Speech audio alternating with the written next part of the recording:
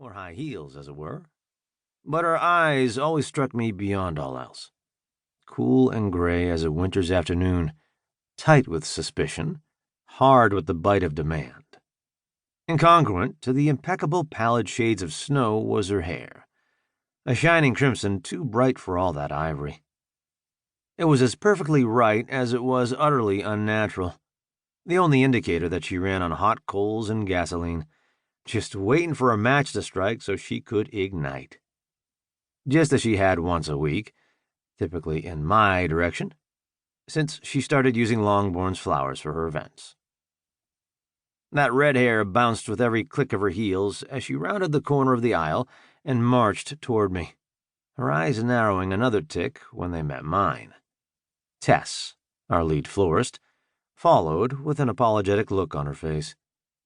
My lips tilted higher on one side, and with a shield of calm, unaffected charm in place, I leaned on the handle of my shovel, ready to catch whatever Lila threw at me.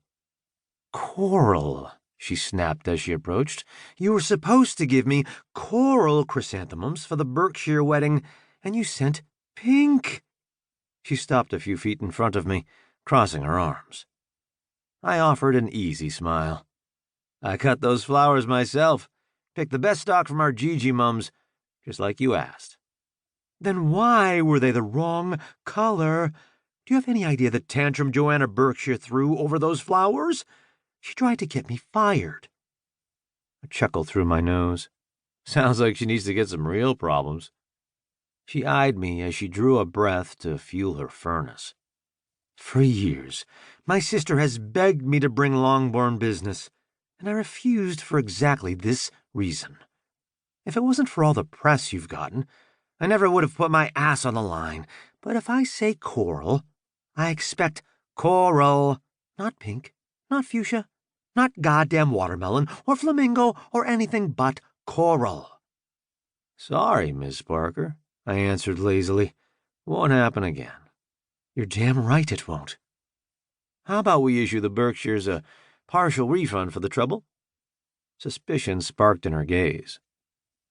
"I'm sure that would help." "Then consider it done." Those cool eyes narrowed even more, but she changed the subject. "I need someone to come to a venue in Midtown to measure for arbors and garlands. They've requested an archway, and one of you needs to come take the measurements." Dad cast me a glance that said, "Not it."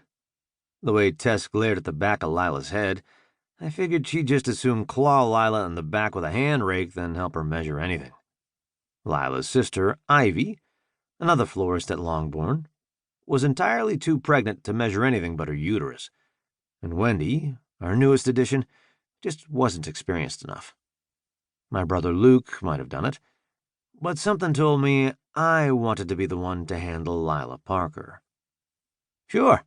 When and where?" "Tomorrow, if you can manage it. I can meet you at 3, 49th and 5th. I'm going to need an archway long enough for the wedding party to stand inside, and the arbor will need a special design built in the shape of a triangle.